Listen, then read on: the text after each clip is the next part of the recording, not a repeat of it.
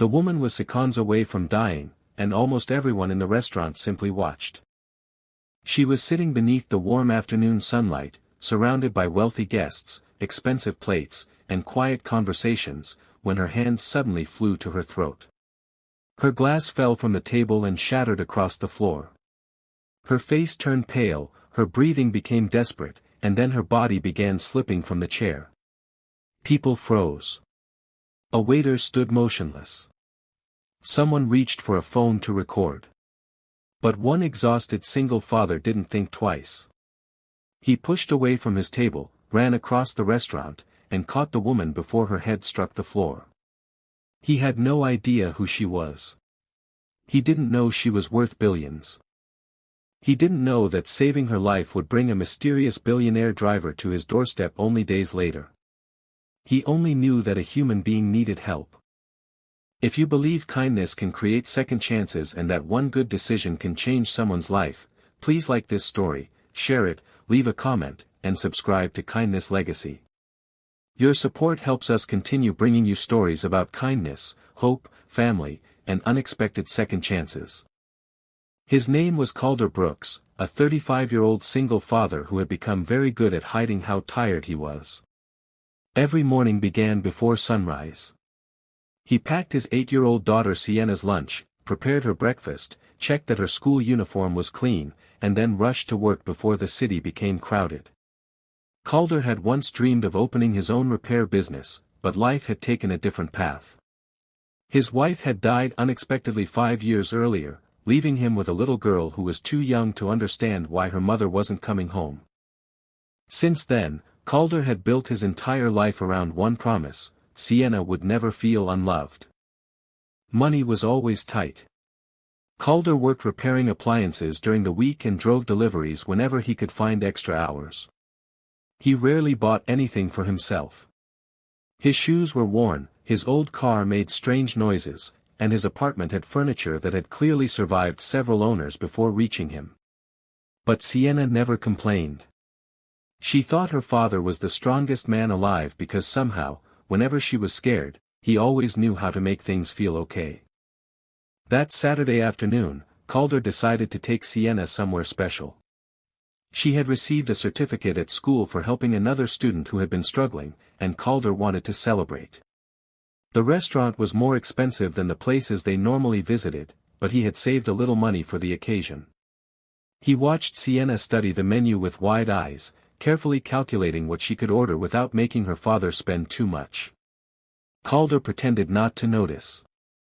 He simply smiled and told her that today she could choose whatever dessert she wanted.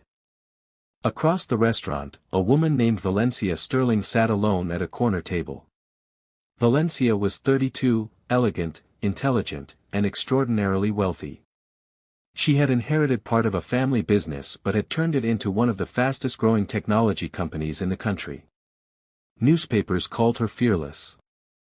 Business magazines called her brilliant. People assumed that someone with her wealth could never feel lonely. They were wrong. Valencia had spent years surrounded by people who wanted something from her. Some wanted contracts. Some wanted investments. Some wanted access to her family name. Even the people who claimed to care about her often treated her wealth like a permanent part of the relationship. That afternoon, she had come to the restaurant to meet a business associate. She had barely eaten all day because of a stressful morning, and she hadn't mentioned to anyone that she was feeling weak. When her food arrived, she took one small bite. Within seconds, something went terribly wrong. Her throat began tightening. She tried to breathe. Her fingers trembled as she reached for her purse. Then the glass slipped from her hand and crashed onto the floor. Calder looked up. At first, he thought someone else would help. But nobody moved. Valencia tried to stand, lost her balance, and began falling forward. Calder was already out of his chair. He crossed the restaurant in seconds and caught her before she hit the floor. Sienna stood behind him, frightened, while Calder carefully lowered Valencia onto her side. He asked the staff to call emergency services and searched through her purse for medication. Valencia was barely conscious. Her breathing was becoming weaker. Calder found an emergency injector and followed the instructions printed on the device. His hands were shaking, but he forced himself to remain calm. He kept checking Valencia's breathing while reassuring Sienna that everything would be okay.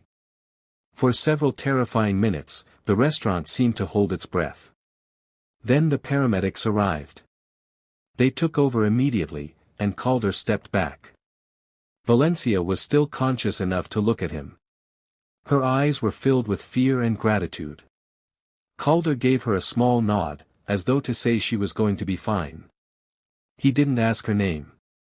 He didn't ask for money. He didn't take her photograph. He simply returned to his daughter, paid their bill, and left. By the time Valencia reached the hospital, she had stabilized. Doctors told her that the quick response had likely saved her life. She asked who had helped her, but the restaurant staff knew very little. They eventually found Calder's name through the reservation information from his table. Valencia immediately asked her security team to locate him. But the information they discovered surprised her. Calder wasn't a wealthy businessman. He wasn't a celebrity. He wasn't someone looking for publicity. He was a struggling single father working 2 jobs to keep a roof over his daughter's head. Valencia learned that his car was nearly 12 years old. She learned that he had recently fallen behind on rent after missing several workdays when Sienna had become sick. She learned that he had been rejected from a better position because he couldn't afford the training required for it. And then she learned something that stayed with her. When the restaurant manager had asked Calder why he had helped Valencia, Calder had apparently said that if someone was in danger, you don't stop to calculate what they're worth. That sentence wouldn't leave Valencia's mind. 3 days later, Calder was home preparing dinner when he heard a vehicle stop outside his apartment. It was a long, black luxury sedan. He looked through the window and immediately assumed there had been some mistake. A tall, silver-haired man in an expensive charcoal suit stepped out of the car and walked toward his front door. Calder opened it cautiously. The stranger introduced himself as Alastair Crowe, Valencia Sterling's personal driver. Calder's expression changed. He immediately thought something had gone wrong. Alastair calmly explained that Valencia wanted to thank him, but he had come for another reason as well. He had learned about Calder's financial struggles. Calder immediately shook his head. He didn't want charity. Alastair smiled and told him that Valencia wasn't offering charity. He handed Calder a folder. Inside was a job offer. A management position at one of Valencia's companies. A salary Calder could hardly believe. Health insurance. Paid leave. Educational support for Sienna. And an opportunity for Calder to eventually run a repair and maintenance division based on the skills he had spent years developing. Calder stared at the papers. For the first time in years, his eyes filled with tears. But he still couldn't accept it. He asked why someone like Valencia would do so much for him. Alastair's expression became serious. He explained that Valencia didn't want to repay a debt. She wanted to give Calder an opportunity because she believed he deserved one. Then Alastair revealed something Calder hadn't expected. Valencia had spent most of her adult life believing that people only came close to her because of her money. When Calder saved her, he didn't know who she was. He had seen only a woman in trouble. For the first time in years, Valencia had experienced kindness without a price attached to it. Calder finally accepted the position, but he made one condition. His daughter came first. Alastair smiled and told him that Valencia had expected exactly that answer. The following months weren't magically perfect. Calder still had responsibilities. He still had difficult days. He still worried about Sienna. But something fundamental had changed. He no longer woke up every morning terrified about the next bill. He could buy Sienna new school shoes without calculating which bill he would have to delay. He could take her to the park without thinking about lost wages. And most importantly, he could finally begin planning instead of merely surviving. Sienna noticed her father's happiness before anyone else.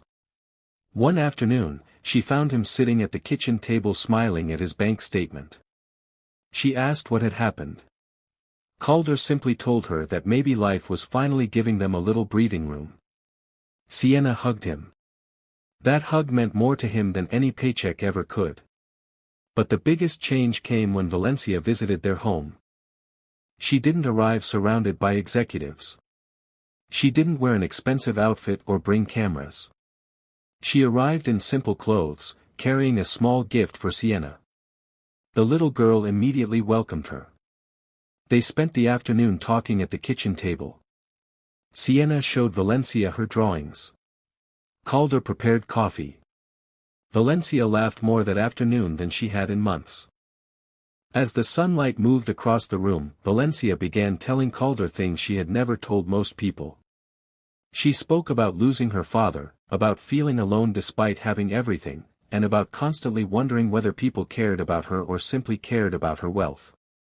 Calder understood more than he expected. He told her that loneliness wasn't always about being alone. Sometimes it was about being surrounded by people who never truly saw you. Valencia looked at him for a long moment. She realized that Calder was the first person in years who saw her without seeing her fortune. Their relationship grew slowly. There were no grand promises. No rushed romance. Just small moments. Valencia attended Sienna's school presentation. Calder helped Valencia when she struggled with something outside the business world. They shared afternoon walks and simple meals. Slowly, the distance between them disappeared. One bright afternoon, Valencia watched Calder and Sienna repairing an old bicycle together in front of the apartment building. Calder's hands were covered in grease. Sienna's face was covered in dirt. Both were laughing. Valencia stood nearby smiling. For years, she had owned beautiful houses, expensive cars, and businesses worth billions. But at that moment, she realized something. She had never wanted those things as much as she wanted the simple warmth she was witnessing. Months after that first restaurant incident, Calder returned to the same restaurant with Sienna and Valencia. He stood near the table where Valencia had almost died. He remembered the broken glass. The frightened faces. The moment he had run toward her without thinking. Then he looked at the two people beside him and smiled. He understood something that day that money could never teach. Sometimes the greatest turning point in your life begins with something so small that you don't recognize its importance until later. A hand reaching out. A door being opened. A stranger choosing to care. Calder had saved Valencia because she needed help. Valencia had changed Calder's life because she recognized the goodness in him. And somewhere between those two acts of kindness, three people who had once been strangers found something they had all been missing, a reason to believe that life could still surprise them. If this story touched your heart, please take a moment to like the video, share it with someone who needs hope, leave a heartfelt comment, and subscribe to Kindness Legacy for more emotional stories about kindness, family, love, and second chances. And I have one special request before the ending. Comment, kindness changes lives, if you believe that doing good for someone without expecting anything in return can come back when you least expect it. Calder never knew that saving a stranger at dinner would bring a billionaire's driver to his doorstep. He never knew that one moment of courage would give his daughter a better future. And he certainly never imagined that the woman he saved would eventually become one of the most important people in his life. But that's the beautiful thing about kindness. You don't always get to see where it leads. Sometimes you help someone simply because they need you. And years later, you may look back and realize that while you were saving someone else's life, life was quietly saving yours too.